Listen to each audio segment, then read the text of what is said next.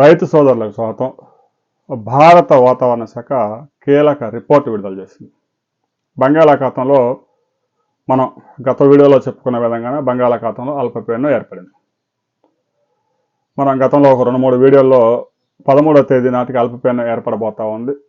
Skymet private వాతావరణ సంస్థ, అమెరికాకు చెందిన వాతావరణ సంస్థ నోవా, ఐఎండి ఈ ఇమేజెస్ అన్ని పరిశీలించిన తర్వాత 13వ తేదీ అల్పపీడనం ఏర్పడబోతా ఉంది అనే విషయాన్ని 7వ తేదీ నాటికే స్పష్టంగా ప్రకటించారు.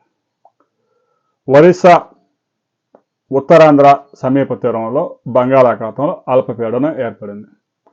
దీని ప్రభావంతో రాబోయే 24 గంటల్లో ఒరిస్సాతో పాటుగా ఉత్తరాంధ్రలో విజయనగరం, విశాఖపట్నం, శ్రీకాకుళం జిల్లాల్లో భారీ నుంచి అతి భారీ వర్షాలు, పిడుగులతో కూడిన వర్షాలు పడే అవకాశం ఉంది. ఇక ఉభయ గోదావరి, కృష్ణా, గుంటూరు జిల్లాల్లో ఒక మోస్తరు నుంచి అక్కడక్కడ 6 నుంచి 7 సెంటీమీటర్ల అతి భారీ వర్షాలు కూడా నమోదయ్యే అవకాశం ఉంది. అల్పపీడనానికి తోడు తమిళనాడు, తెలంగాణ, కర్ణాటక మీదుగా ఒక ద్రోణి ఆవర్తనం కొనసాగుతూ ఉంది. దీని ప్రభావంతో తెలంగాణలోని అనేక ప్రాంతాల్లో మోస్తరు వర్షాలు, కొన్ని ప్రాంతాల్లో భారీ వర్షాలు నమోదవుతూ ఉన్నాయి. రాబోయే 48 అవర్స్లో కూడా మరలా భారీ వర్షాలు కురిసే అవకాశం ఉంది. ఇక ఈ అల్పపీడనం వాయువ్యంగా ప్రయాణం చేస్తూ ఉంది కాబట్టి ఉత్తరాంధ్ర మీద ఎక్కువగా ఎఫెక్ట్ ఉంటుంది.